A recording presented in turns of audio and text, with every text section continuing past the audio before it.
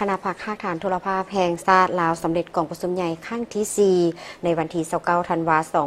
2025 โดยกองประชุมได้รับห้องเอาคณะพรรคภาคฐานสุดใหม่เพื่อสืบต่อนำพาซี่นำเวียกงานโทรภาพแห่งชาติลาวในระยะ 5 ปีต่อหน้ากองประชุมใหญ่ครั้งที่ 4 ของคณะพรรคภาคฐานโทรภาพแห่งชาติลาวได้ไขขึ้นอย่างเป็นทางการในวันที่ 29 ธันวาคม 2025 ที่ห้องประชุมใหญ่ของคณะโฆษณาพรมศูนย์กลางภาคโดยภายใต้การเป็นประธานของสหายปริญญาเอกวรรณตีคำวานวงศา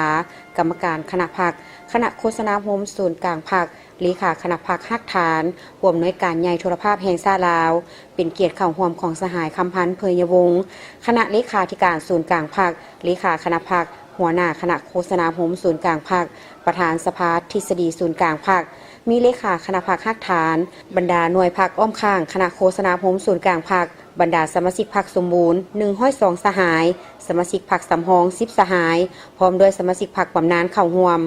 กองประชุมใหญ่ครั้งนี้บรรดาสมาชิกพรรคได้ยกสูงความรับผิดชอบของตนคนครัวและเป็นเอกสารกันห้ามห้องเอาบทรายงานการเมืองของคณะพรรคภาคฐานโทรภาพแห่งชาติลาวครั้งที่ 4 ที่ได้ตีราคาการจัดตั้งปฏิบัติมติกองประชุมใหญ่ครั้งที่ 3 ของคณะพรรคภาคฐานในระยะ 5 ปีผ่านมาซึ่งได้แสดงให้เห็นถึงผลสำเร็จอันใหญ่หลวงในการนำพาซี่นำเวียกงานรอบด้านถึงว่าจะประเสริญหน้ากับความยุ่งยากทางด้านเศรษฐกิจการเงินและการแพร่ระบาดของพยาธิโควิด -19 ก็ตามคณะพรรคภาคฐานโทรภาพแห่งชาติยังรักษาได้ความสามัคคีเป็นเอกภาพสมาชิกพรรคและพนักงานมีความอุ่นเอียนทุนเชียงเสื่อมั่นต่อการนำพาของพรรคเวียกวิสาเฉพาะสำเร็จการถ่ายทอดสดและการรายงานข่าวเหตุการณ์สำคัญของชาติและสากลอย่างหลวงหลายโดยเฉพาะแม้นการรับใช้3วันประวัติศาสตร์ของชาติในปี 2025 70 ปีวันสร้างตั้งพรรคประชาชนปฏิวัติลาว50 ปีวันสถาปนาสาธารณรัฐประชาธิปไตยประชาชนลาว105 ปีวันคล้ายวันเกิดประธานไกรสอนพรหมวิหารกองประชุมสมัยสามัญของสภาแห่งชาติสุดที่ 9 กองประชุมสุดยอดอาเซียนกองประชุมไอปางานมหกรรมกีฬาแห่งชาติและงานบุญต่างๆใน5 ปีผ่านมาผลิตข่าวและบทต่างๆได้ทั้งหมด 84,000 กว่าเทื่อข่าวรวมทั้งข่าวภาษาลาวอังกฤษฝรั่งเวียดนามกึมมุและมงหันเปลี่ยนจากระบบอนาล็อกไปสู่ระบบดิจิตอลเทื่อละก้าวปรับปรุงระบบการกระจายออกอากาศเป็น Full HD โดยเฉพาะโทรภาพแห่งชาติลาวช่อง 3 ผลิตและส่งรายการออกอากาศได้ 5,500 กว่าเทปนำไส้ดาวเทียมลาวแซดและขยายการกระจายผ่านสื่อสังคมออนไลน์ YouTube Facebook พิเศษใน 5 ปีผ่านมาสามารถขยายมหาชนผู้ก้าวหน้าเข้าเป็นสมาชิกสมบูรณ์ได้ 38 สหายและสำรอง27 สหายซึ่งได้ลืนคาดหมายที่วางไว้กองประชุมได้รับร้องเอาแผนจุดสุ่มพัฒนาเวียกงานของโทรภาพแห่งชาติลาวในระยะ 5 ปีต่อหน้าปี 2026-2030 โดยมีจุดหมายรวมเพื่อพัฒนาโทรภาพแห่งชาติลาวให้เป็นกระบอกเสียงอันแหลมคมของพรรครัฐมีความว่องไวข้อมูลถูกต้องชัดเจนและหันเป็นทันสมัยแผนเวียกจุดสุ่มดังกล่าวได้กำหนด6แผนงานและ45โครงการละเอียดซึ่งเน้นหนักใส่5ด้านการปรับปรุงและหันเปลี่ยนคือสร้างพนักงานหนุ่มน้อยหุ้นสืบทอดยกระดับความรู้ความสามารถให้รอบด้านหันเปลี่ยนไปสู่ระบบดิจิตอลอย่างเป็นระบบครบสุดทันกับยุคสมัยปรับปรุงคุณภาพข่าวและรายการให้ว่องไว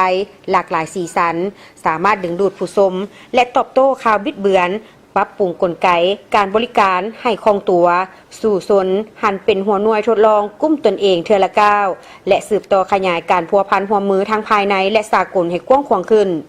กองประชุมใหญ่ได้รับร้องเอาบทสำรวจการนำพาของคณะหน่วยภาคบริหารโทรภาพแห่งชาติลาวในระยะ 5 ปีผ่านมาซึ่งโดยได้ตีราคาสูงความพยายามความเป็นเจ้าการและบรรดาผลสำเร็จการนำพาซี่นำของคณะภาคภาคฐานโทรภาพแห่งชาติลาวนับทางด้านดีด้านคงข้างรวมทั้งบทเรียนที่ถอดถอนได้อย่างภาวะวิสัยพร้อมนั้นบรรดาสมาชิกพรรคได้พร้อมกันใช้สิทธิประชาธิปไตยของตนปอนบัตรคัดเลือกเอาคณะพรรคภาคฐานสุดใหม่ซึ่งมีผู้ลงสมัครรับเลือกตั้งจำนวน7 สหายหญิง1 สหายและเลือกเอา5 สหาย และผ่านกองประชุมครั้งปฐมฤกษ์ของคณะพรรคฮักฐานโทรภาพแห่งชาติลาวได้เป็นเอกสารเลือกเอาสหายปริญญาเอกวรรณตรีคำวานวงศาเป็นเลขาคณะพรรคฮักฐานหับฮ้องเอาสหายบุญแยงธรรมวงศ์เป็นรองเลขาคณะพรรคฮักฐานหับฮ้องเอาสหายไก่คำกงพาลีเป็นประธานกฎกาหับฮ้องเอาสหายภูวิรัตเพ็งสวัสดิ์และสหายนางลำเงินลาดสะอาดเป็นคณะพร้อมนี้กองประชุมครั้งปฐมฤกษ์ได้เป็นเอกภาพแต่งตั้งสหายจุนแก้วอำพรเป็นรองประธานกวดกาในโอกาสอันสำคัญนี้สหายคำพันธ์เผยยวงศ์ได้กล่าวโอลมและแสดงความสมเสยต่อผลสำเร็จการซี่นำพาของคณะพรรคฮักฐานโทรภาพแห่งชาติลาวที่ย่านมาได้พร้อมนั้นสหายได้เน้นหนักถึงความจำเป็นในการปรับปรุงแก้ไขข้อคงค้างต่างๆเพื่อให้โทรภาพแห่งชาติลาวสามารถปฏิบัติได้ภาระบทบาทของตนได้ดีขึ้นในสภาพการใหม่เช่นเนื้อในข่าวเนื้อในบทข่าวเนื้อในรายการยังบ่ทันแหลมคมยังบ่ทันส่องแสงถึงชีวิตตัวจริงของสังคมเวียกดีคนเด่นยังแบบมีลักษณะรวมๆยังบ่หลากหลายและยังบ่แลนนำการเสนอเหตุการณ์พิธีการหลายกลัวบางข่าวบ่ทันว่องไวทันเหตุการณ์รายการที่ออกอากาศยังเป็นรายการเก่าซ้ำไปซ้ำมายังบ่ทันโดดเด่นเป็นที่จูงใจของผู้ชมสหายคำพันธ์เผยยวงศ์ได้เรียกร้องให้คณะพรรคสุดใหม่เพิ่มทวีความเป็นแบบอย่างน้ำหน้าพาทางเสริมสู่ความคิดประดิษฐ์สร้างกล้าคิดกล้าเฮ็ดกล้ารับผิดชอบโดยเฉพาะแม่นการปรับปรุงและยกสูงคุณภาพด้านเนื้อในข่าวบทและรายการต่างๆให้แหลมคม